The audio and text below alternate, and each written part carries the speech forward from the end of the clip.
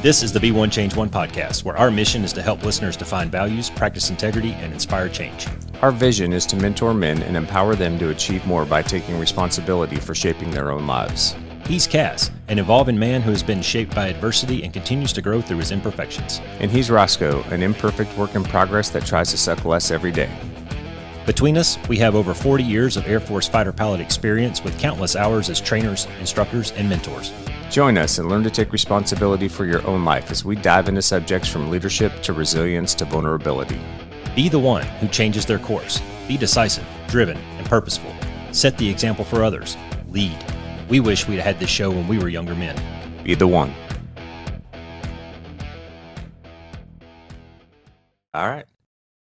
All right, guys. Well, welcome to January. Happy 2024. It's First Name Friday. What we're leading it off with. So we got a couple questions from listeners that we're going to answer today. Happy fucking New Year. Yeah, happy fucking New Year. What do you think about resolution? Well, should we even go down that road? That might take too long. No. Hold up. You can't just throw a grenade in the room and then walk away. Yeah, I can. That's what grenades are for.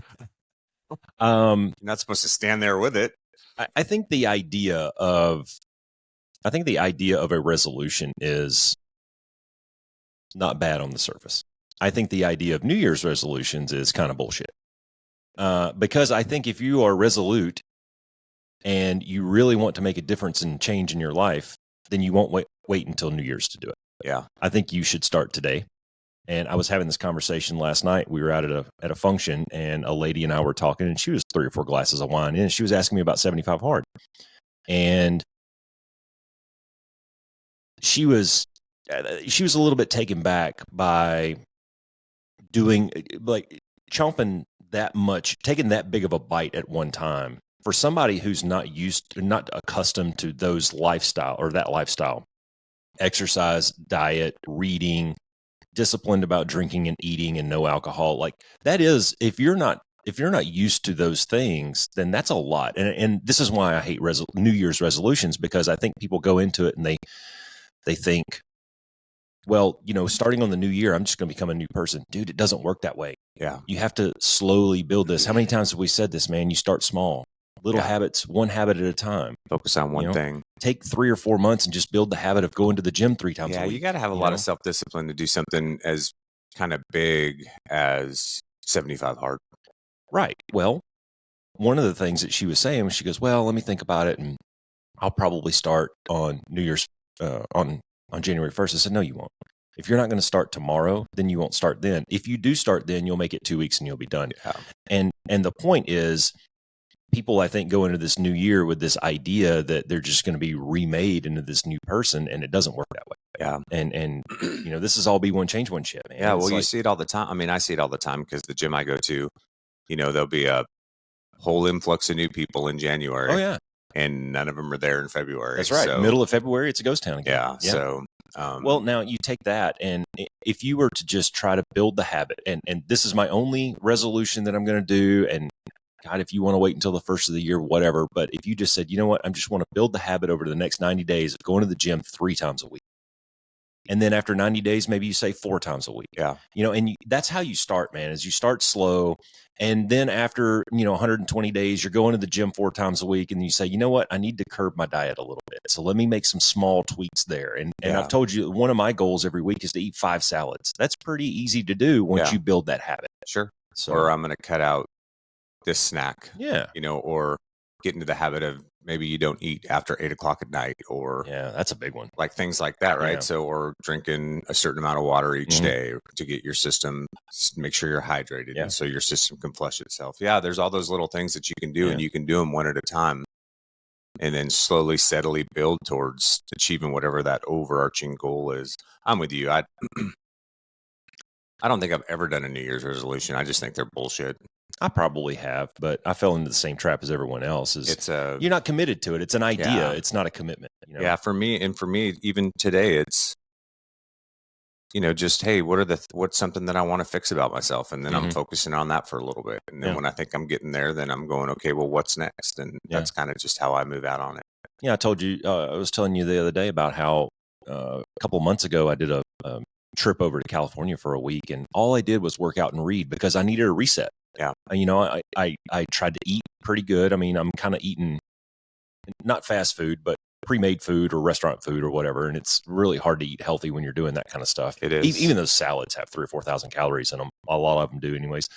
But I used that time to kind of reset and recalibrate. And I read 4 books in a week, and I was doing 2 a days at the gym. And I felt good when I got back. Like my mind, body, soul was getting back towards where it needed to be after having a kind of a shitty end of summer / beginning of fall with a bunch of life events. But since that time, I mean, I was telling you, I think it was yesterday, I was telling you, man, I'm just cranking through freaking books, man, like these little thrillers. And yeah, it's not the self-help, make yourself grow kind of stuff, but it's quiet time and letting the world and the noise and the chaff kind of fall away. And I catch myself in my room for 3 hours and I've read 200 pages, and yeah, well, it's the same for me. I mean, sometimes, the self-help stuff is just a little dry anyways, and it takes a certain amount of attention.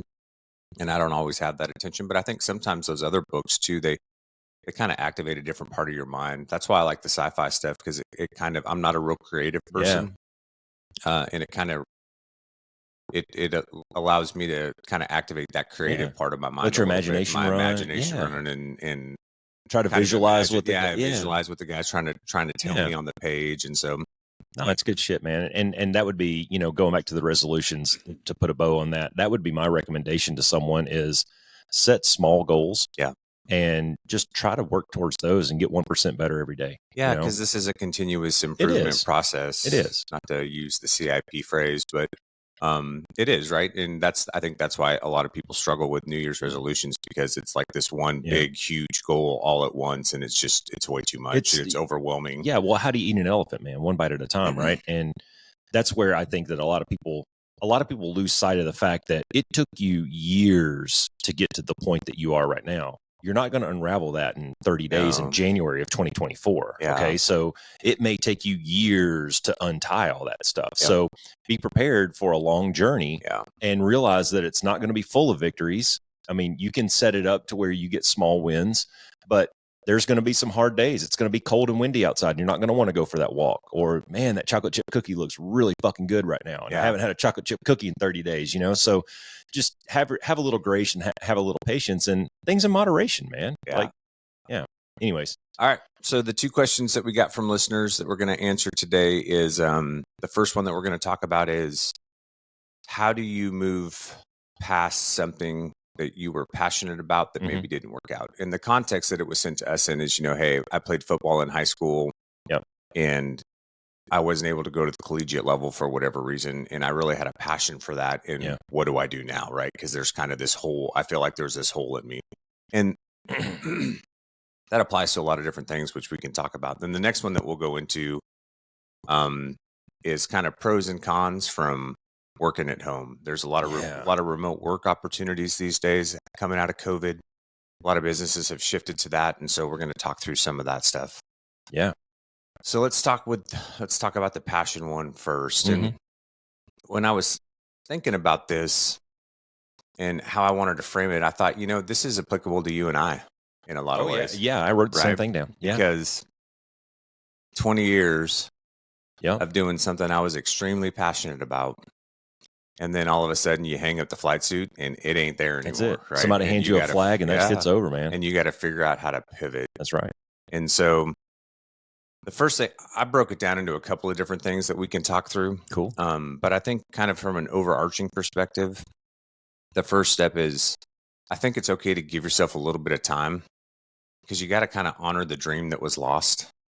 Because if you had a dream about playing professional sports or something like that, there's so many, it's so hard to get there, one, and two, there's so many things that can be a detractor from you actually achieving that success, right? You tear an ACL, you break something. There's all these different things that are kind of in some ways outside of your control. Your body just starts to break down. It can't take the abuse, whatever the case may be. So honor the dream that was lost. Try not to invalidate the experience that you've had around it. Yeah. And then give yourself the opportunity to grieve. I think that's the first part of it, is give yourself some space to grieve it, man. You got to grieve the dream that you had that isn't going to be what you want anymore. Now, that doesn't mean you can't find something else that's going to kind of ignite that passion and that fire in you. But you gotta grieve the process a little bit. Yeah, no, I agree with all that stuff. And I had a lot of that stuff written down too, specifically the piece where, you have to give yourself a little bit of, you, you have to give yourself a little bit of grace and recognize the experience for what it was. Yeah.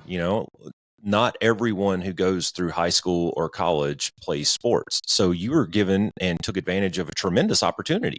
And we've already covered in previous episodes all the intangibles that you learned. So, be proud of that. And I think we talk about humble, approachable, credible, and sometimes it's easy for people to misunderstand or maybe take away a what I'll call an incorrect message from that. You can be humble, but still be proud at the same time. Be proud of your accomplishments. Yeah, there's a difference between confidence and cockiness, I think. For sure. And it's a fine line sometimes, but there's definitely a difference there. Yeah. Well, and like, dude, when I go to the gym, I don't always want to run.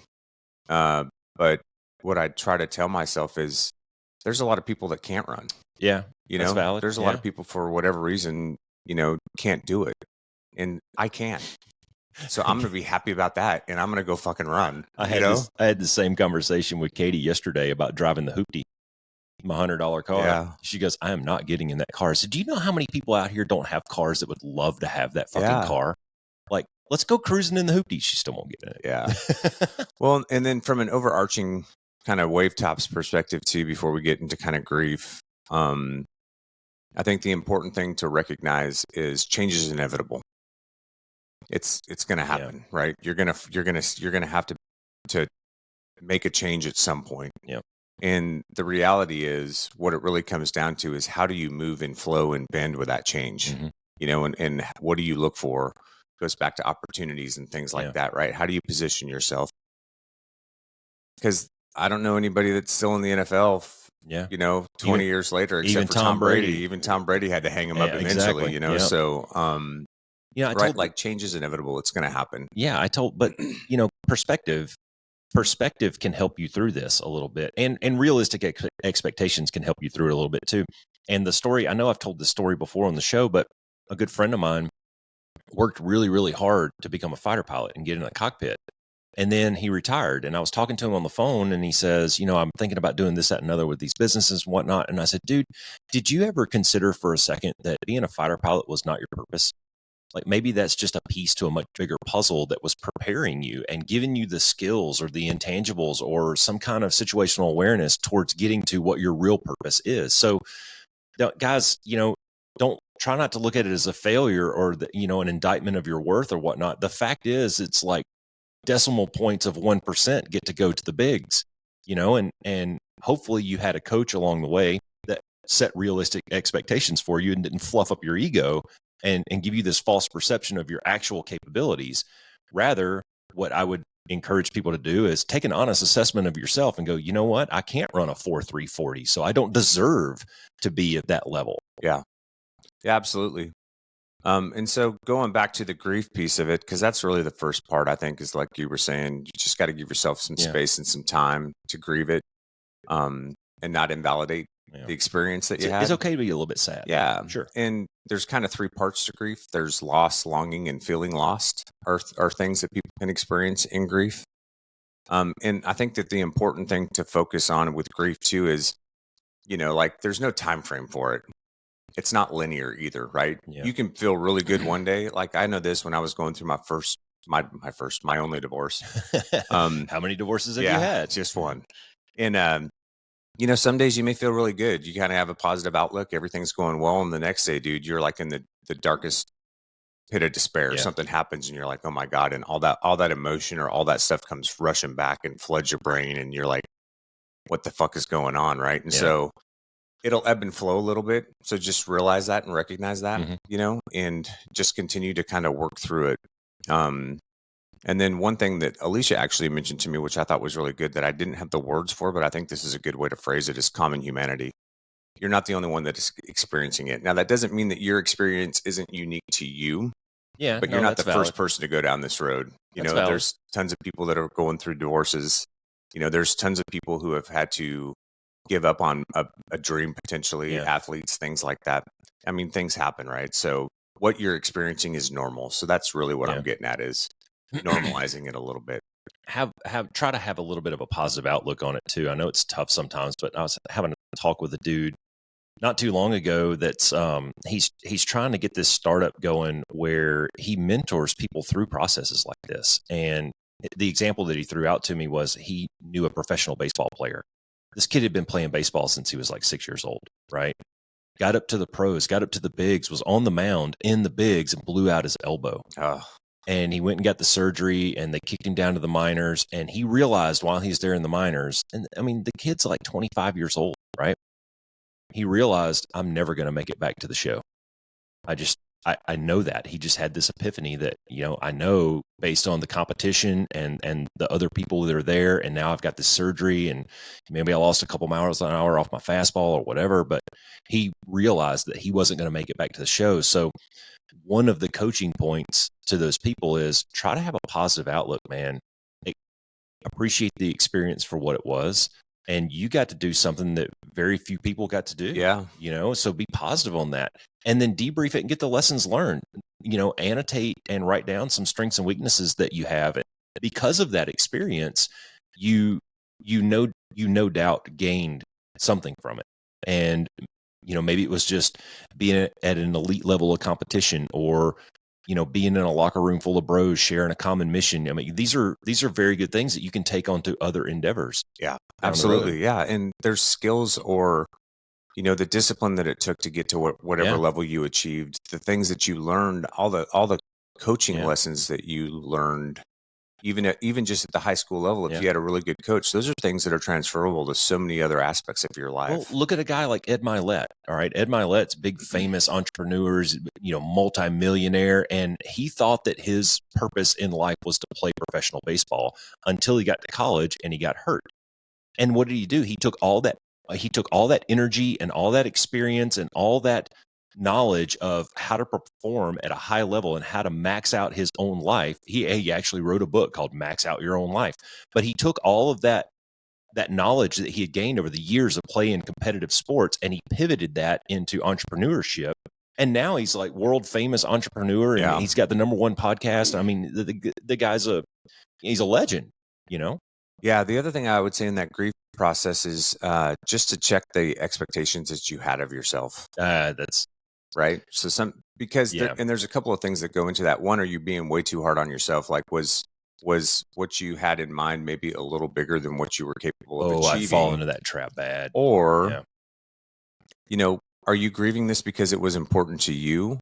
Or did you have external messages and influences that make this important to you? Because those are two very different things, right? So, if you're a kid growing up and you've got, the dad that played college football for Notre Dame and wants you to go to Notre Dame and play college football and keep the legacy alive, and you've had all this pressure on you all your life to do these things, is that why? And then you weren't able to achieve it. Is that why you're experiencing the grief that you have? Mm-hmm.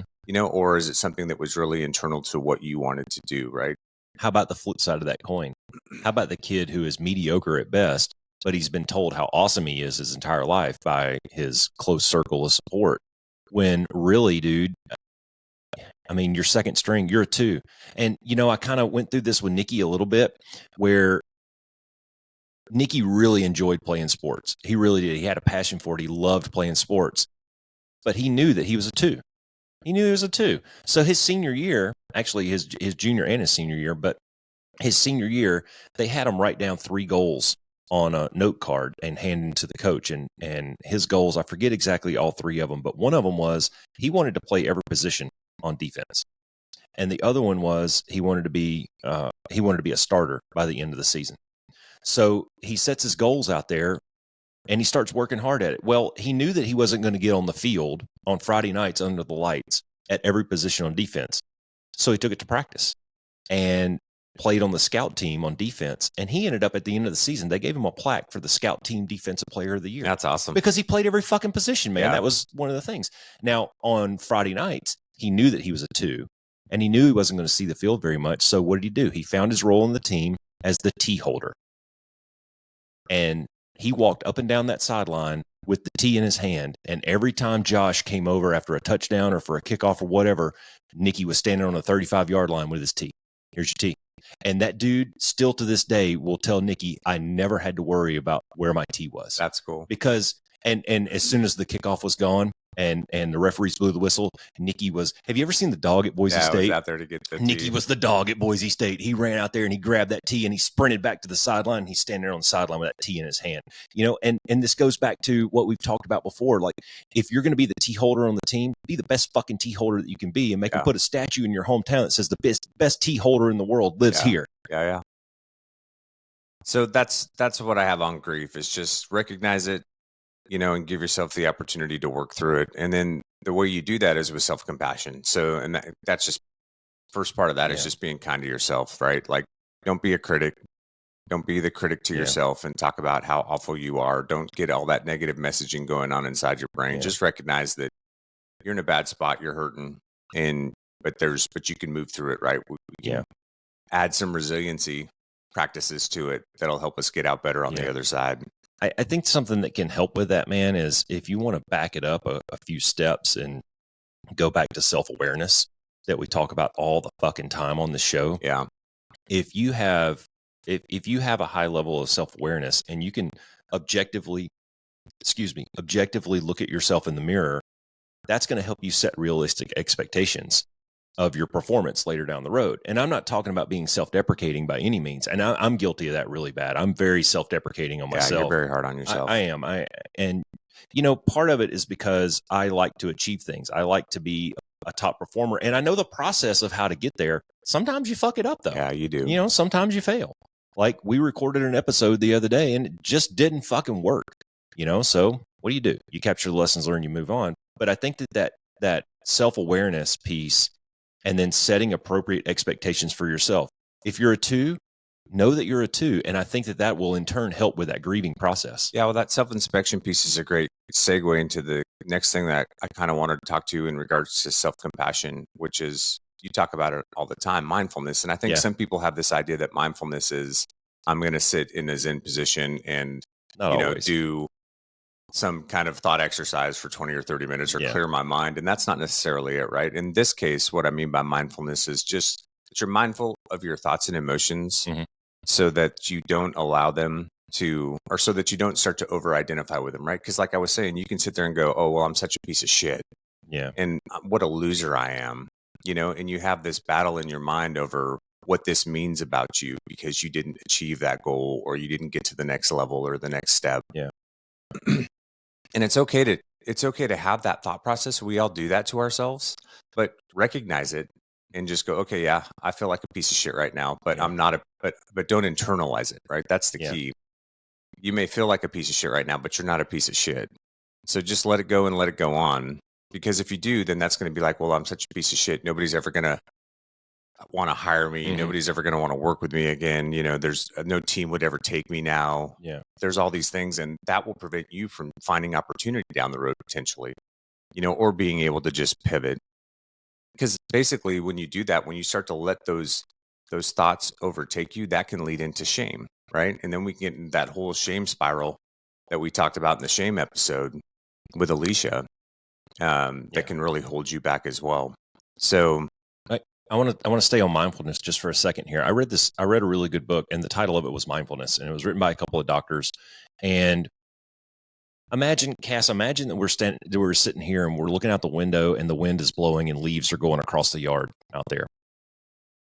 The book Mindfulness helped me understand that your thoughts are similar to watching those leaves blow across the yard. They come and they go, and they can't really do anything to you, right? So the practice of mindfulness, I think, really comes down to recognize the thought for what it is and recognize that that's all it is. It's just a thought, and now where you let that thought lead you could take you to a bad place. Yeah. But if you just let it come, and, we kind of use the saying of in one ear, out the other. Well, really, kind of let that, that's what it is. Let them come in, and recognize it for what it is, and then let it go, and maybe think about something else. Well, and I learned to do that when I was going through my divorce because, I would be angry or frustrated, and I got to the place where I could go, okay, I'm really angry right now, and I could sit in that for about 15, 20, 30 seconds, but then just acknowledging it for myself and just kind of letting myself sit in it for a few seconds, it would pass really fast, right? Yeah. Instead of me going, I'm really pissed off, and then now I'm letting all these other intrusive thoughts come into my mind, and now I'm just getting madder and madder and madder, and then that affects the rest of my whole day, right? So having a good outlet too is, I think, very important when you're talking about that kind of stuff. And, we've talked about exercise being a really good outlet, especially if you do something really, really hard for a long time and just it clears your mind, but having a support network, having people that you can talk to and vent to. And I know Katie takes the brunt of my bad days a lot of days, but I don't know, it makes me feel better. Yeah. Yeah. And, there's a bunch of examples like this too. It's not just, the loss of a dream can be related to so many things. You may be estranged from a child. You may have a relationship that went sideways that you had a big role to play in, or maybe not, right? Because you can't always control other people, but that could be the loss that you're experiencing. Yeah.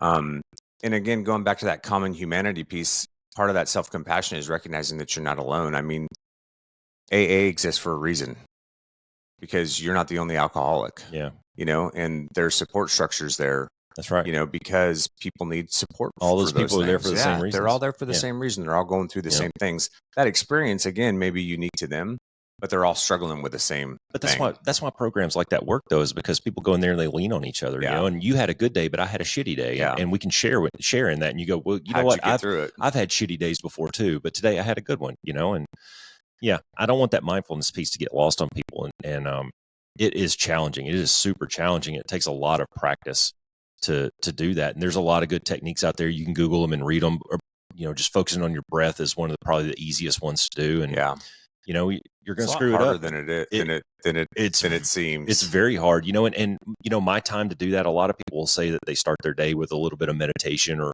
mindfulness, but my time to do that is when I'm having my coffee in the mornings. I stand there at my counter and I've got about 5 minutes where I don't look at my phone. It's me and the coffee cup, man. And I kind of let my thoughts go. Yeah. I just, and sometimes they go nasty places. Sometimes they go really cool places. Sometimes I come up with some creative shit. And I think I told this story on a previous episode recently where I just like to sit in my chair and stare out the window and watch the rabbits in the wind, and that's kind of my zen. I mean, dude, I'm a 6'3" redneck. Can you really imagine me sitting in the lotus position, right, getting all zen-like and shit? No. I don't think I'm flexible enough to sit in the lotus position. I'm too old.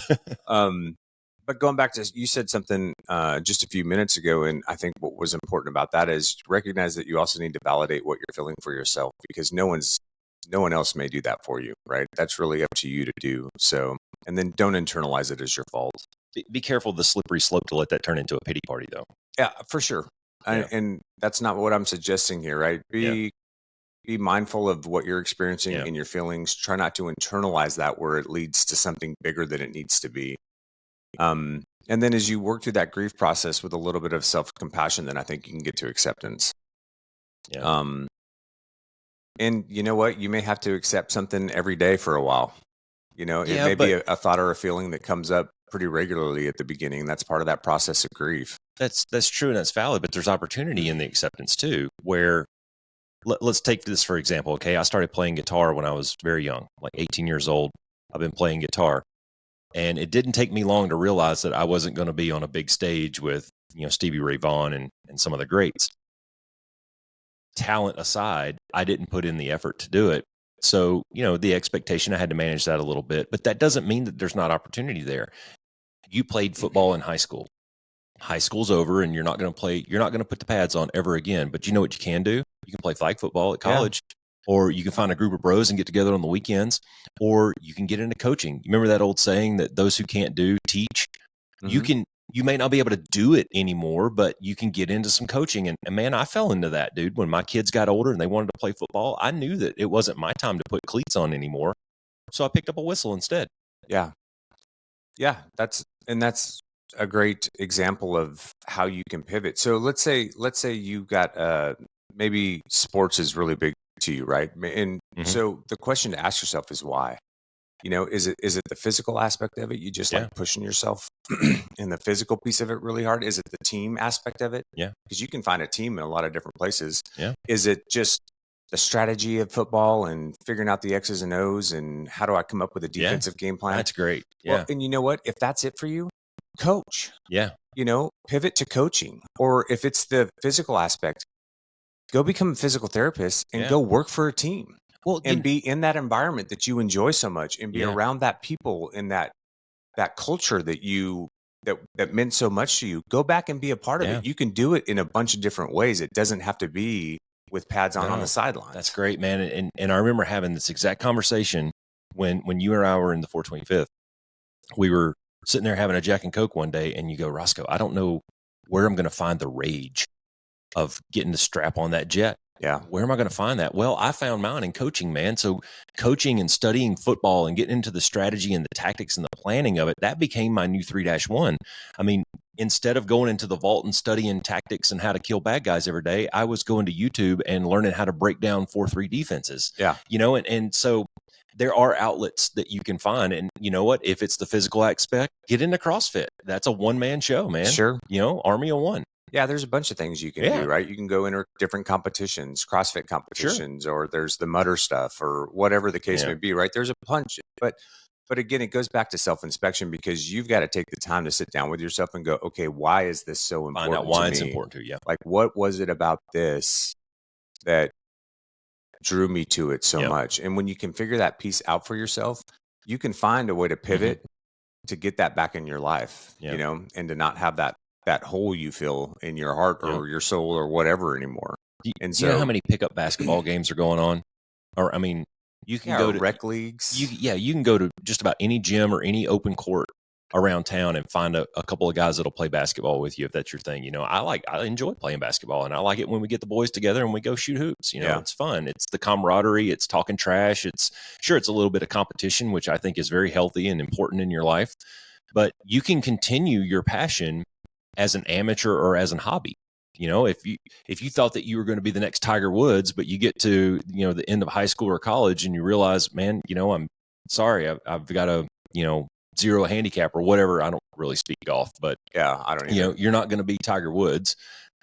You can still play golf on the weekends with your buddies, Yeah, absolutely. And so there's plenty of ways that you can still have that piece of fulfillment for whatever you want to do, but you have to take the time to do the self-inspection to figure out what that is for you. Agreed. 100%.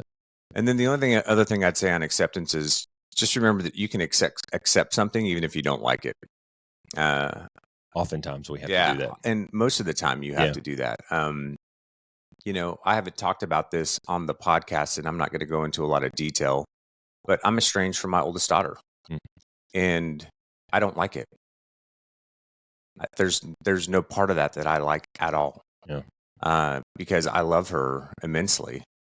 But that's the new normal right now. It's not always going to be that way, I hope, but that's the way it is right now, right? And so knowing that, and knowing that I can't control other people's actions or thoughts or emotions, or even how outside influences may have affected that relationship, I just have to press forward and accept that as the new normal. And now I can make decisions around how I attack that problem instead of having some fantasy in my head about what it really is or what it should be, because that's not what it is, right? Well, that's part of that acknowledgement.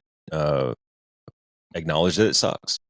Yeah. And there's some things that you can't control. There's some things that took the words right out of my mouth. And just because you can't control them, but you also can't be in denial about it. Yeah. Right. You have to accept the situation for the reality that it is. And then, because once you understand the facts behind it and you understand the reality behind it, then you can kind of make decisions on where you go from here. Right. And you can start to make good decisions, and hopefully decisions that are aligned with your personal values, so that you're moving forward with integrity around that situation. And that can be really hard, because sometimes we have to set really difficult boundaries with people that aren't accepted, and that make things difficult at times. But you do that stuff because that's how you have to, one, protect yourself, but also show up in certain relationships. And so, I mean, it's hard, man. I don't know what else to say about that other than just, you got to accept the new normal, because until you do, you can't really make really good decisions about how to move forward on that. It's a tough pill to swallow, though. It is. And most fucking things in life are. I had this dude when so Caleb was the last of our boys. He'd been playing football since he was 6, and his last football game of his senior year, they lost. And so And Caleb's an athletic kid, but we kind of knew that he wasn't going to the next level, and he had realistic expectations. He probably, if he would have put in the work about 3 years prior, he probably could have gotten there, but he just didn't do the work, and he knew that, and he was okay with it. He had a little bit of closure on that, but that still didn't make that last football game just super fucking sad, man. Yeah, it is. Like, they were all crying in the end zone, and now I'm on the sideline crying, and he comes over, and I'm getting choked up now. He comes over, and he's got his pad, he got his helmet in his hand, and he walks over, and I mean, he and I got this great picture of me and him just embracing this big bro hug, both of us just bawling. I'm tearing up right now thinking about it. But that went on, that lasted for a couple of days. Yeah. And he sulked in his room for a little bit. And then I went in there and talked to him. I said, hey man, let's just take a big picture look at this. Let's go 30,000 feet and look at this, man.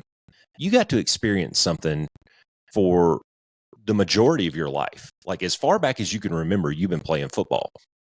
There's a lot that we can take away from this, man. So let's take that energy and that focus and that desire and that drive and that motivation and commitment, and let's channel that into something else. Yeah. Let's channel that into your Air Force Academy application, or when you go to your college and you join your ROTC unit, you take that level of energy and you apply it to that, just like you would if you were going to practice 4 or 5 times a week. And dude, you're going to win so fucking hard, you're going to get tired of winning. Yeah, no doubt. And that comes right back to it, right? When we go through this whole process of grieving the process, getting to acceptance, having some self-compassion, it all comes back to resiliency. How do you take the lessons learned? How do you focus on the things you can control? I've taken stock in myself. I know why it was important to me. And that resiliency piece goes hand in hand with opportunity, right? Because now I can start to look for opportunities that allow me to move into whatever that next thing is going to be, to kind of capture whatever that passion is back. Yeah. What was it really about that thing that made me passionate about it? And where else can I find that? Yeah. Right. And so, just like we talk about values and we talk about what you think your values may be, but it's probably something underlying that. Katie used the example of her value was family. And I kept scratching at it, kind of like you did me during the exercise, so to speak. And we dug down, and it really wasn't the family necessarily. It was the connections and the loyalty to relationships that was really what she valued out of that. So it could be the same way with your passion. It might not just be throwing the pigskin around on Friday nights. It could be the locker room experience. It could be, the booty slaps on the sidelines and the ups and the downs and the blood, sweat, and tears and all of those emotions. The culture, the teamwork. Yeah, it could be the competition. Who knows what it is. So I love that, man. Dig down and have some self-awareness on what it is that you actually wanted. Was it the smell of the gym that you missed? Because you can get that in other places. Sure. There's a lot of layers to that. Yeah, but then it goes back to resiliency, right? Focus on the things you can control, take stock, learn the lessons, and then move out with purpose. And then recognize too that this isn't just an afternoon affair. This getting back to that place that you want to be, it may take a significant amount of time and a significant amount of personal investment. Yeah. You good? Sorry. It's that time of year. Well, one of the things that, kind of getting towards, over the hump of, you lost your passion, and the specific question was, how do you deal with it? Well, internally, now you've kind of dealt with it. Well, how do you move forward is don't stop trying new things, because you might find something else that you're passionate in. And again, that's where, as you work through that process, start to look for opportunities, right? Exactly. So when I left Embry-Riddle, I thought my dream of becoming a fighter pilot was over. And so I moved in a different direction, and I ended up working in politics for a couple of years, and I enjoyed that.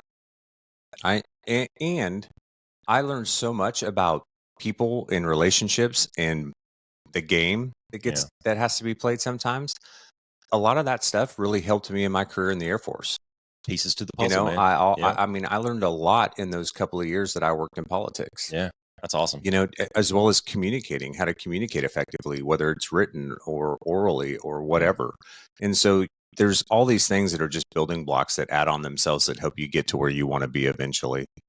Or Alicia's another example. Coming out of my divorce, I could have just been ho-hum as me and sit there and drink Jack and Coke and done the woe me thing for a very long time, Yeah. And I would have completely missed the opportunity to find Alicia and to, have an opportunity to be in the relationship that I'm in now. So you just got to keep your eyes open. Well, there was an old saying a while back, and I'm probably going to mess this up. It was something like, every time a door closes, another one opens, or something very similar to that. And I think that what they're really trying to say is, okay, that chapter of your life may have closed, but it opened up opportunities elsewhere. Yeah, and that's absolutely. why I say keep trying new things, give it the effort it deserves, and don't give up. Yeah. And the only caveat that I would say to that is you're going to have transitions in life, right? You can't start the next chapter. Well, I guess you could, but you probably shouldn't start the next chapter in your life until you close the chapter that you're in. I wouldn't go get a new girlfriend until you got your divorce finalized. Right. Now, but what I mean by that is closing it out correctly is doing the things that we've talked about, giving your time the space and time that you need to grieve the process, getting some acceptance around it, doing some self-reflection and figuring out what those pieces were and what the lessons were, and then coming up with a game plan to move forward. Because if you don't, and you just quickly jump into that next chapter, all that baggage that you have from whatever you just went through, especially if it's relational, guess what you're going to carry with you into the next relationship? All of that shit. And you may find yourself at the end of the next chapter in the exact same fucking place that you were when you closed the one before. That's true. So this is an important process it's important to go through, and it's important to have some self-reflection and to really pull out those valid lessons learned and the things that you need to carry forward with you in that. Otherwise, you're going to keep repeating history, man. No, you're absolutely right, man. And just to take this a step further is, there was a saying a while back, and I remember hearing this when I was on a tractor in high school. I remember listening to the rest of the story with Paul Harvey before lunch. When the rest of the story with Paul Harvey came on, that was the time to start heading to the end of the field, because Dad was going to be by in a few minutes to pick us up, take us to lunch. And so I'm listening to Paul Harvey talk, and he said something to the effect of, if you find a job you'll love, you'll never work a day in your life. Okay, I can get down with that. And I think you and I got to experience that for at least a little bit. But I want listeners to take away, I wrote this down, is you don't have to make your passion your job. You can find fulfillment in other areas, and maybe you keep your passion as a hobby.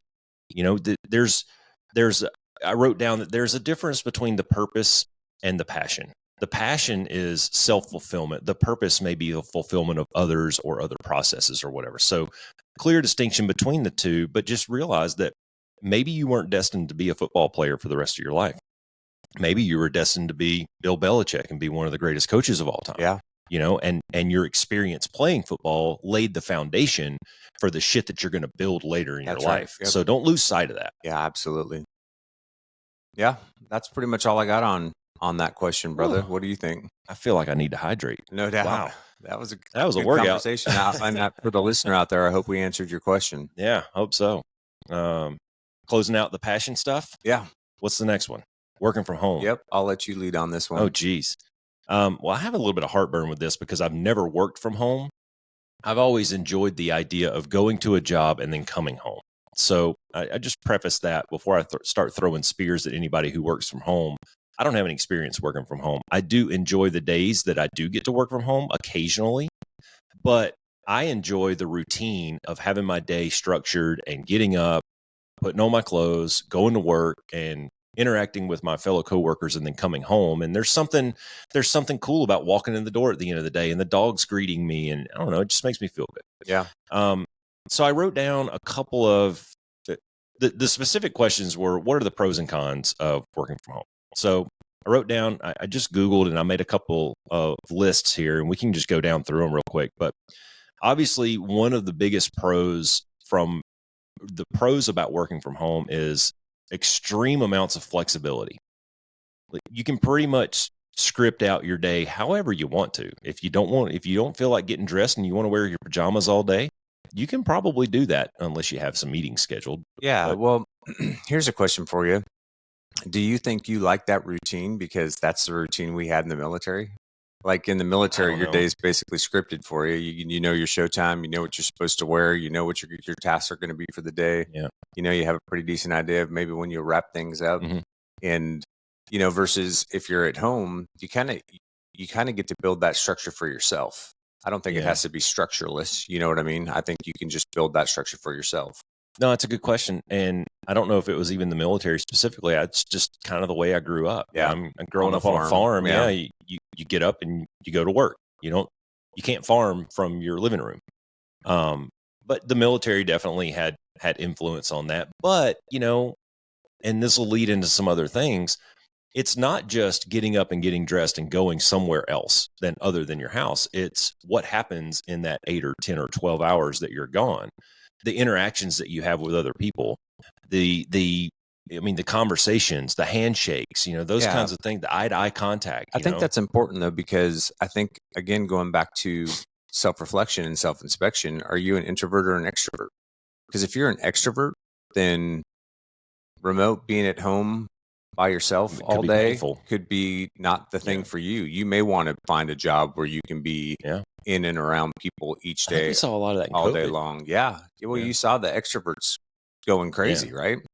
Where if you're an introvert working at home, maybe your slice of pie, you know what I mean? Blissful, it could be very relaxed. You may find that you can be a lot more efficient and effective because you don't have the distractions and or the anxiety around being around a bunch of other people or whatever those things or those pieces may be for you individually.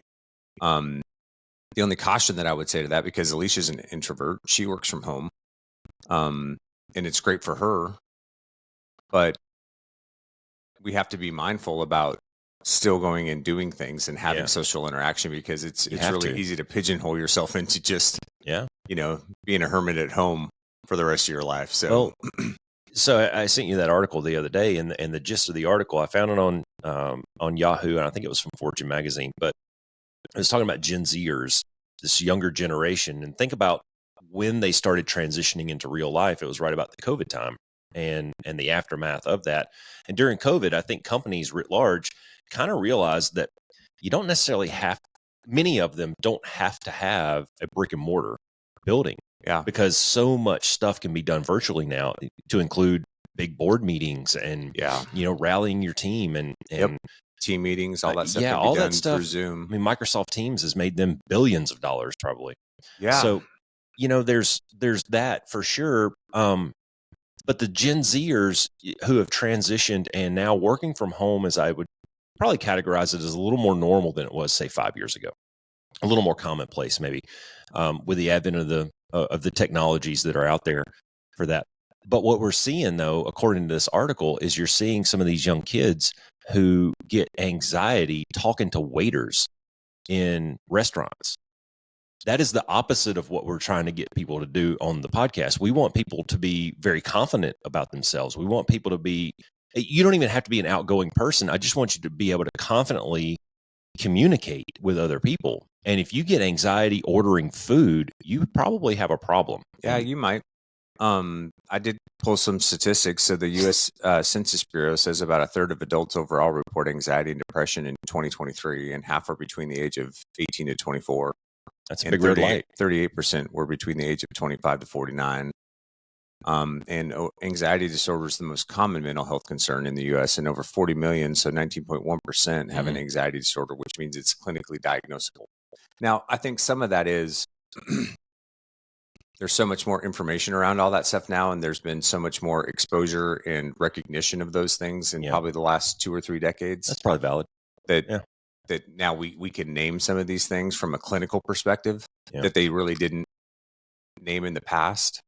But yeah, I mean, there's definitely those stressors out there that are affecting folks. And and we talked about a lot of that when we talked about social anxiety. We answered a social anxiety question, and it was either November or December. I think it was first name. Yeah, Friday. I think it was December's. Yeah.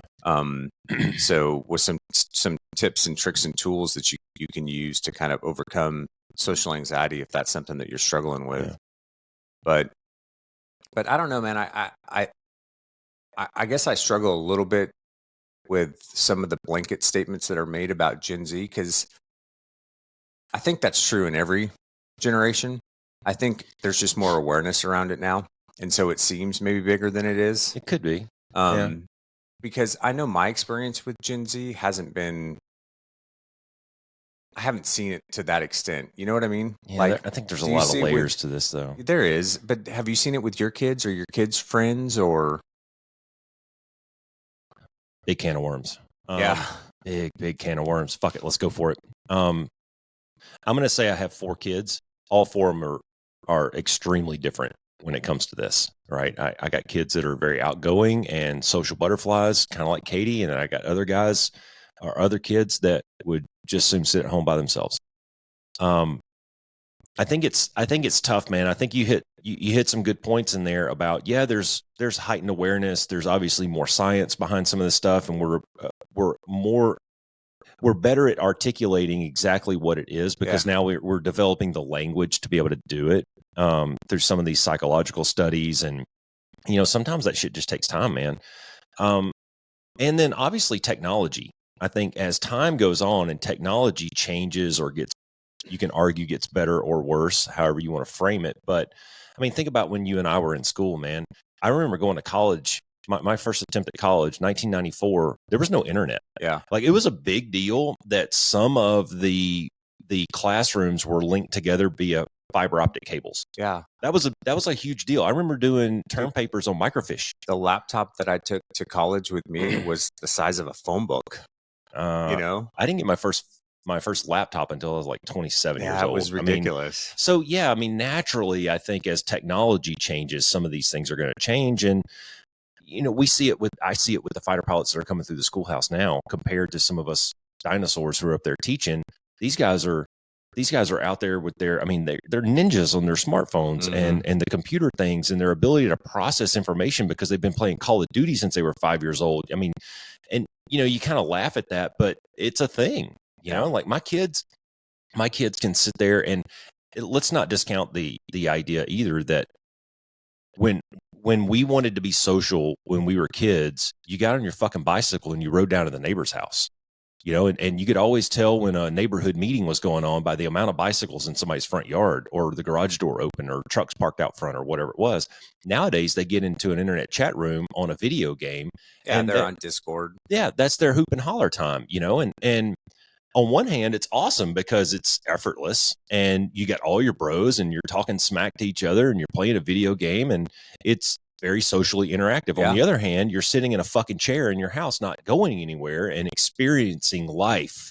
Yeah. Well, so that's where I kind of see a little bit of a disconnect. I think there's balance to be had there, right? We talk about balance a lot, and balance is difficult to maintain sometimes. Yeah. I know with my youngest son, he's more of an introvert, and we had some concerns in high school that Alicia and I would talk about a little bit, because we were worried about, how much time he was spending in his room. But then recognize too that, he's basically hanging out with his 6, 7, 8 best friends, on Discord while they're playing games, or they were doing homework together on their, so they're on Discord talking about, okay, man, what'd you get? What answer did you get for this? How'd you figure that out? Right there. So I think that technology has changed that landscape in a lot of ways for the Gen Z generation. I think in some ways that's valid, and that's you can't legitimately argue against that part of it. That's fine. But when they're sitting in their room, they're not out learning how to navigate the streets of Phoenix at night. Right. And they're not face-to-face social interaction. It's that, man. I mean, things like that, how to read body language. And dude, I learned a lot of life lessons just driving around in my pickup truck when I was a kid. Go pick up a buddy and let's go behind the levee and go look for deer, or let's go fishing. There's so much benefit, I think, for getting out and going and doing something. It could be something as simple as go to a park and sit on a bench and people watch, or go for a walk in the mountains, or whatever it is. It doesn't necessarily have to be this big social gathering, but get out and go do something. I think in some ways too, if your kids, when they go to college, like go live in the dorms and things like that, that's really when they start to build a lot of that stuff too. Because they're forced to now, they're doing all these things on their own. So they have to be disciplined about how they manage their time and get their laundry done, and, to an extent. So, but, Caleb brought his girlfriend down a few weekends ago, and she's very shy. We, after a lot of poking and prodding, we finally got her to open up and talk to us a little bit. And I asked either him or her, I can't remember, but I asked him, well, how'd you guys meet? And Caleb jumps up and goes, we met in the most Gen Z way ever. So in their hallway, in their dorms, their hallway leader or whatever said, hey, everybody take a piece of paper or a sticky and write your Snapchat handle and stick it on your door. And so Caleb did, and I guess she lives across the hall and down a couple of doors, and he walked past her door and saw her Snapchat handle and just sent her a Snapchat that says, hey, I'm Caleb, you want to talk?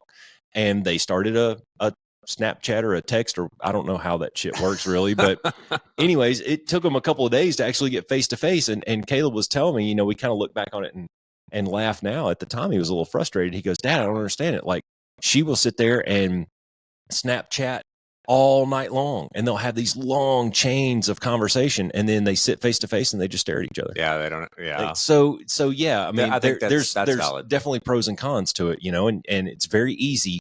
It's very easy to hide in this world right here. Yeah, it's very easy to hide in this little. Well, I think this little supercomputer that you carry in your pocket. I think people have, because there's disconnection from that face-to-face contact. It's a little easier to be maybe a little more vulnerable, or talk about things that maybe you wouldn't talk to face-to-face with other people because you're not having to sit across the table from them. Well, and we're kind of picking on the Gen Zers, and I'm sorry, but I think it's valid. I think that's a valid argument, because I think that things like firm handshakes and eye contact are dying on the vine, man. But let's take this to, maybe a 30-something mom whose husband works all day. He gets up and he goes to the factory or goes and builds the widgets and stuff. And she has an opportunity to work from home and balance that with raising the kids and getting them to daycare and running the errands and doing some of those things. I think it's a good thing. So, it's not like you can just say working from home sucks or working from home is awesome. I think there's good and there's bad. And I think it's situation dependent. Yeah, I think that so if you want to talk about pros, if you have to commute an hour to and from work each day, and that's a stressful environment for you, or that's just 2 more hours of your day that are preventing you from being able to go to the gym, or shit, have you bought gas lately? Right. Or just additional costs, right? For cost of living and stuff like that. Like, that's a pro to working at home, right? You get that time back. You get that you have more flexibility. You have an ability to do other things with that time. Maybe now, instead of that hour commute, you get that hour to work out in the morning. Yeah. And then you're home an hour earlier, so you get more time with family. You can be around to help make dinner, or spend some time with the kids, helping them with homework, whatever the case may be. All good things. All good things. All positives out of there. I think the biggest detractor potentially, or at least from what I've read, some of the biggest detractors can be if the opportunity to.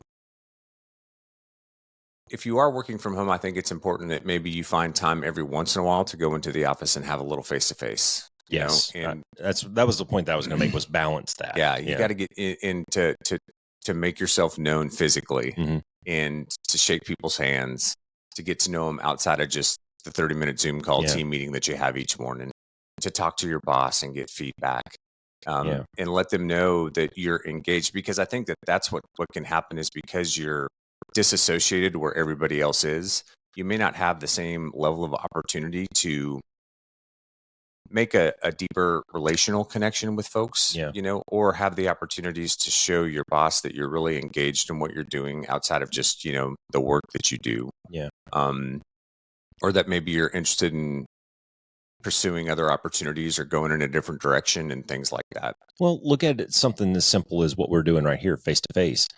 Like, when we really get into the conversation, we kind of lean into it, and we have the eye contact, and you can just read people's body language, and it's very difficult to shake hands over a Zoom meeting. It's very difficult to project that energy about yourself over a Zoom meeting. Whereas maybe if you're sitting in a room with the other people, your aura, your energy is going to carry with you. I'll tell you, when we do the podcast, I enjoy doing it like this when we're face to face, because I can see your body language. I kind of know when to come in, when not to come in on things. I can see when you're in thought and I need to just sit back and let you finish it, and not interrupt you, which that's a little more difficult to do when we're dislocated and I'm on the road or you're on the road and we're doing it, over Zoom, basically. When we were doing the episode yesterday, there was energy in the room. You could feel it, right? It was fun. We had a lot of laughs. It was good, and you guys will see that. Well, you probably by now you've already seen that episode, but yeah, I think when you break it down to its rawest form, I think that it's just personal connection, man. Connection with another human being. Like you say all the time, we're hardwired for connection. And it's very difficult to do that consistently over just electronic means. Yeah. Sometimes you need to go and shake hands and put your arm around somebody. Well, I think what happens too is, and I'm not as big of a Gen Z bash. I don't want this to be like a Gen Z bashing No, that's thing, not the because point. I don't feel that way about this generation, honestly. But I think we're creatures of comfort, and the difference for Gen Z as opposed to the generation that you and I grew up in is that is how they've done their social interaction. Yeah. So, being on Zoom and seeing people over a computer screen is very comfortable to them, because that's what they've been doing growing up, by playing video games and being on Discord and chatting with their friends. No, I can get down with that, man. And so it's just very comfortable to them. And so we talk a lot about pushing outside of your comfort zone, right? And so what I would just say is that may be very comfortable to you, but just don't lose sight of the fact that there is value in pressing flesh every once in a while. Like we were talking about, showing up at the office, talking to the boss, making your presence known every now and then, especially if you want promotion or you want to move forward, you want to seek other opportunity. I think those pieces are important. I think a lot of it's personality driven too. And those who are just naturally more reclusive than others versus, the outgoing types. If you don't practice the skill of communicating face to face with people, then that can atrophy, and it makes it very difficult to meet new people, because now you have that a little bit of anxiety, and you don't know if you're going to say something dumb, or your handshake is weak and clammy, or whatever the case may be. And I mean, I've seen this on my kids, and I've probably been guilty of it too myself, because sometimes I just want to sit in the corner and I don't want to talk to anybody, or I would just want to be by myself, whatnot. But I've developed this skill over time to be able to walk into a room and confidently shake a person's hand and say, "Hey, I'm Paul, how's it going?" Yeah. And get to know that person, or start a conversation. And my grandfather had this theory. He was one of those people that, man, he could just talk to anybody. His theory was, if I dig far enough, I'll find something in common with this person. If nothing more than we are bipedal human beings. Yeah. And we can start a conversation around that. So maybe that's where I get a little bit of the gift of gab, or that confidence to be able to go and talk to a complete stranger. But I do it all the time, man. You're on a bus, or you're on the subway, or in a foreign city or something. You're walking through airports all the time. You could pull anybody out of any chair in that airport and start a conversation with them. I have no doubt of it, because you've developed that skill. And I think it's a little harder to build that skill when you're behind a computer screen. I agree. That's merely my point on that. Yeah. And just going back to what you previously said, I just lost my train of thought. So give me 1 second here, but no, it's okay. If you're a person who needs structure and guidance, then you may want to think about working at the location. If you are not an extremely disciplined person. If you're somebody who can build structure for yourself very easily, and you don't need a lot of guidance from coworkers or your boss to move out on a task, then maybe remote will work for you, right? So I think, again, it depends on, it is personality driven to a certain extent, and it also depends on kind of your own innate ability to build and generate those things for yourself. Well, I think it takes a lot of self-discipline and some time management skills. Yeah. And if you're not accustomed to that, if you haven't learned those skills, so maybe an 18-year-old right out of high school hasn't had the opportunity to develop those skills yet. Maybe they have, maybe they did some of that in high school, and that's awesome and commendable, but maybe they haven't. And now they're thrust into this work from home situation where, wait a minute, you mean I can get up whenever I want to? You mean I don't have to put on clothes to be able to do my job? I can just sit in my underwear all day? Yeah. Well, I mean, I think we'd all be liars if we said that we wouldn't take advantage of that. Sure. And sit around. I mean, I see people that work from home and have been walking around in their pajamas. Yeah. So yeah, I think I think it comes down a little bit to the individual. Sure. There's definitely pros and cons. Elon Musk, not too long ago, threw out that, okay, dudes, it's time to get your ass back in the office. And so here's something that I've been kind of pondering a little bit. I want to hear your thoughts on this. Instead of just throwing a blanket over your work week and saying you're going to work 40 hours, how much of that 40 hours are you actually producing widgets for the company? Instead of having it as, well, you're going to come to work Monday through Friday from 8 to 4 every day, and you're going to work 40 hours. Why don't we frame it in our society as, when you get all of your widgets produced, you can go home. Yeah. Do you think that would help motivate people a little bit more, maybe? Well, I think it would. I think that's the beauty of remote for a lot of people too, is that they can find ways to be very effective and efficient, maybe that's valid, and they get their work done in 3 hours, and then they have the rest of their day to do what they want with it, right? Because they don't have Big Brother looking over their shoulder to see if they're at their desk or not. We're going to go find our new passion that we just lost. Yeah. So I do, and I think that some of this stuff, especially with some of the bashing that goes on with Gen Z, is more related to just differences in generations. So here's an example.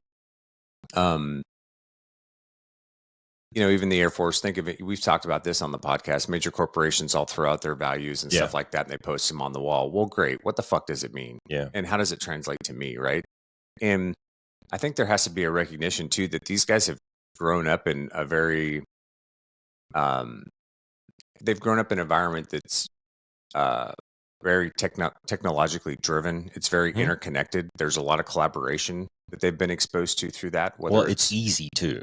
It makes things easier. Yeah. And so you show up to a work environment and it's kind of more old school maybe, and there isn't, the values are posted on the wall, but it doesn't translate to you. And you don't, maybe you have a manager that's older and they're not a great communicator, and they're not giving you the why behind things, hey, this is, I need you to do really well on this because of X, Y, and Z, or this is where this is going, to really make you feel like you're part of that collaboration and that teamwork, and to kind of distill those things out for you while what you're driving towards.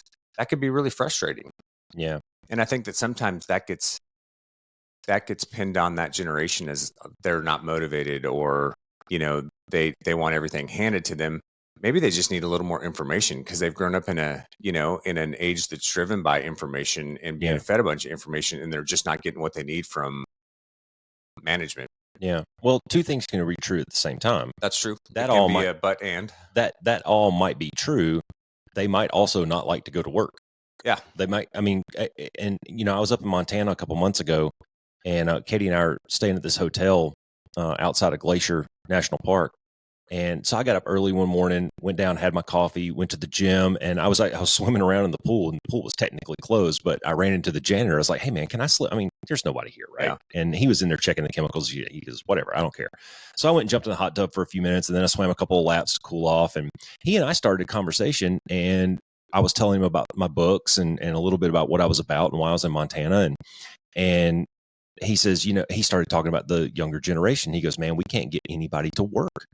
We'll put them through the whole interview process, and they'll come in, and then they'll just ghost us, and they just either won't show up, or they'll show up late, or they won't show up in the right uniform, or whatever." And I think if I had a message towards those young people is, first of all, one, you're going to have to go and actually do something. Like, you might be able to hide behind your computer for a little while, but eventually you're going to have to go and do something. And the other piece of it is, like, you need to be able to give that the effort that it deserves. And if you're not, then walk away from it. Don't take a job knowing that you're not going to do the job. Yeah. Kind of thing. And I don't know, I guess it's or at least have the integrity to call them and go, "Hey, thanks for the opportunity. Thanks for the offer, but I've decided to move in a different direction." Don't just leave them hanging out. Yeah. Don't just ghost people, and I've had to have that conversation with my kids. One of my boys he had a job at one of the retail markets around here, retailers. And I went into his room. He was supposed to be at work. I went into his room and he was at home. I was like, "Dude, what the heck, man?" He goes, "I just didn't feel like going to work today." I don't give a fuck. You told them that you were going to work. They put you on the schedule to go to work. Get your ass up and go to work. And if you don't want to do that, then call somebody and tell them, right? Yeah. And if you, just no show. Yeah, if you tell somebody you're going to be there, then do it. If you can't, then call them and tell them you can't. Don't just leave people hanging, man. Yeah, no, I agree with that completely. Right? There's the right thing to go about, way to go about things for sure.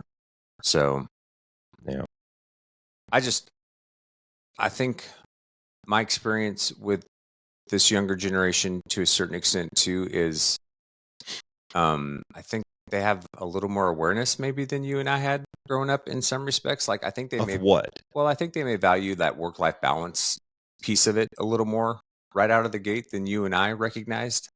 That's an interesting way to frame the word lazy. That's not, well, I don't know that it's laziness though, right? I was being a bit facetious, but maybe not. Yeah, right. And that's not to say, right, you have, there is a recognition at some point that you have to go out and put the work in, and you've got to do well. And that there is, the fallacy is that, you're going to be able to show up and just get right into a really great position and then just lightning zip up the chain and get promotion after promotion every 6 months. And then next thing you know, 2 years later, you're going to be running the company. Or like, if that's the thought process you have, that's not how the real world works typically. No, you got to pay your dues, man. Yeah. You got to pay your dues. You got to learn the process, but I don't know that they're necessarily lazy. I think that, at least in my experience with them, it comes down more to, they have well, let me ask you this. So one of the things that we've talked about in our older age that we've recognized is, and I think you were even saying this when we went through the values exercise, is, well, you can answer this for me, is right. You said, hey, right now in my life, man, I want to find out how to make the most amount of money for the least amount of time because I want to spend my time doing other things. I think a lot of these kids are coming out with that mindset. They're trying to find that work-life balance up front. Yeah. Now, that may be a fallacy to a certain extent because they're not at the same point with the same level of experience and the same knowledge and skill sets that you and I have. And maybe they don't recognize that they need to build some of that before they can move into those other opportunities. But I don't think that necessarily equates to them being lazy. They may just be a little smarter about how they're going about things. Well, could be smarter. It could be lack of perspective. It could be, and some of it could be lack of perspective completely. Because I think that maybe there is a misconception out there, and I think there's a something for nothing kind of attitude to a degree. And looking back on it, I know you and I both we share this common mental model here of like, dude, we didn't get to where we're at by not working our asses off when we were younger. We paid our dues, we did the time, we did the hard work. I mean, juggling a family and going to school and the full-time military is not easy. But you put in the hard work in your 20s so that you can enjoy and climb the ladder in your 30s and hopefully, be sailing pretty good by the time you're in your 40s and on towards looking forward to retirement. These kids, this is where I kind of have a little bit of an issue with it is they want, but they're not willing to give. Yeah. And I think that you have to give forth the effort a little bit in order to get the things that you want out of life. And all these fucking social media influencers out there that are going, hey man, come get rich in 30 days by following my program. Fuck you. Your program is bullshit, right? Yeah. Because everybody on the planet knows that it doesn't work that way. Yeah. And if you are a young person falling for those traps, fucking stop, go get an education or some experience and get a job and start climbing a ladder. Yeah. That's the way this shit works. If you're putting all your eggs into being the 7-figure TikTok influencer, you're probably going to end up disappointed because for every one of those, there's a million people that didn't make the cut. Yeah, absolutely. Sorry. Yeah. And I mean, go back to the passion discussion that we just had earlier about the decimal places of 1% of people that make it to that level. Odds are, if you're going to Vegas and you're putting money on it, gun to your head, got to make a decision. I'm betting that you're not going to be one of those. Yeah. The odds are just not in your favor, man. And good on you if you can, but I think you're better off channelizing that energy into something that's going to be productive in the long run, play the long game, pay your dues, do the work, and you'll come out better on the other end. Yeah. And if you're having a hard time being motivated at work, and I'm talking outside of like maybe just some, baseline retail position or something like that. If you're younger, if you've got a degree or you've got a skill and you're working in a trade or, you're working for a business or a company. If you're struggling with that, man, have that conversation with your boss and go, hey boss, I just need a little feedback. And this is, this is the information that I need to really get behind this and to really, be able to self-motivate myself to get to where you want me to be. Have that conversation. Be vulnerable enough and courageous enough because you may find that maybe your boss just doesn't recognize that he needs to communicate or she needs to communicate with you in a different way. And then once that communication gets opened up and starts flowing, you might find yourself a lot more motivated into whatever the task at hand may be. Yeah. Well, what about this? Let's look at it from this perspective of like, if you're say an 18 to 22-ish year old person who gets a work from home job versus a 33 to 35-year-old person who has 2 kids that gets a work from home job, which one of you are going to appreciate that job a little bit more? And I got a good friend that I work with. I say he's a good friend. I've been kind of coaching him through a few things for the last few months. And he come up to me just last week and he goes, Roscoe, I got good news. Oh, really? Did you get the Discount Tire job? That he had applied for an IT job at Discount Tires. And I was excited for him because I was going to get a discount on my tires now. Yeah. A discount from Discount Tires. Because he promised me that he would get me an employee discount the next time. Have you bought tires recently? Oh, Holy I know. shit. Dude. So yeah. Anyway, so he comes in last week and he goes, dude, I got good news. I said, you got the Discount Tire job? He goes, no, but I got another job. So he ended up getting an offer as an IT guy on base. And it's like one of these one-off, somebody's got to die before you get the job kind of thing. But what people don't know, they see that. And he's now got a work from home option versus being a simulator technician. He's got a work from home option. But what they don't see is that he did 7 years in the military as an IT guy. Yeah. And then he's been working this simulator technician job for about 3 years, developing experience, making connections, getting certifications. So he's been paying his dues. He's been doing that. And now that he's got that and he can spend his days at home with his wife and his kids, he really appreciates that. Sure. Well, and I think it goes back to what we've talked about previously too. So if you are a younger person and maybe you want to find that stay-at-home opportunity, well, you may have to go grind a little bit first. Yeah. You may have to build some skills. You may have to build a little bit of a reputation in your business or in your line of work before you can do that. Oh, by the way, you got jack shit else going on in your life right now. You're 18, 20 years old.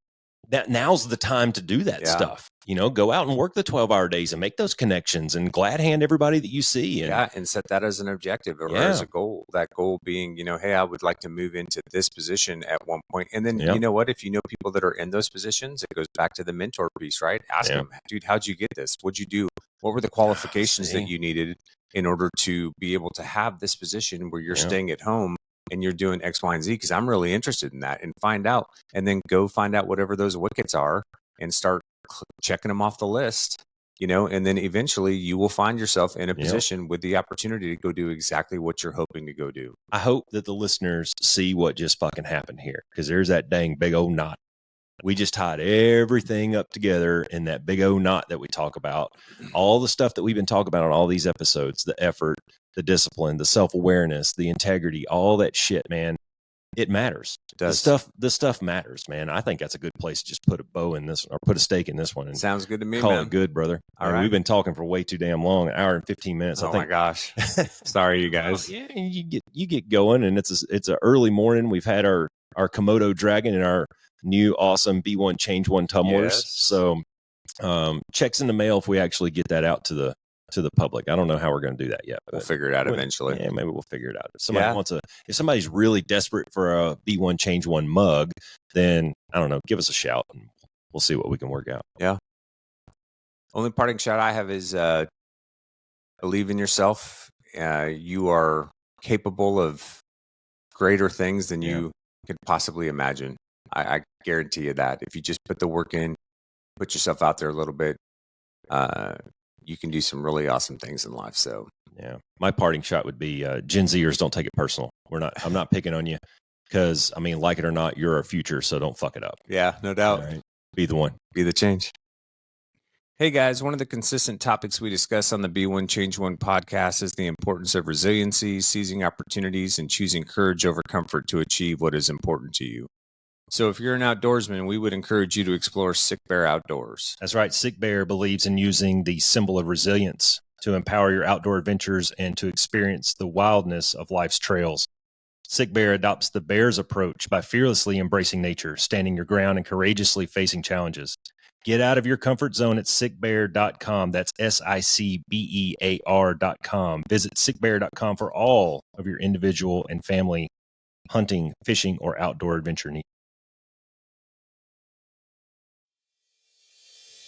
Thanks for flying with the B1 Change One podcast. If you got something out of this show, then be the one and share it in your circles of influence. You can be our wingman through our website at www.b1change1.com. That's B and the number 1, change and the number 1.com. We invite you to be the one and join our fighter squadron on social media at B1 Change One on Facebook, YouTube, and Twitter. You can follow us at Paul Roscoe White on Facebook, Instagram, and LinkedIn, as well as Roscoe's website, www.paulroscoewhite.com. You can email us from the website, and please leave comments, share, and ask questions, or leave ideas of things you would like to discuss on future podcasts. Most importantly, be the one that helps us win the algorithm by leaving a review on whatever platform you're listening on. Thanks for joining. Until next time, be the one.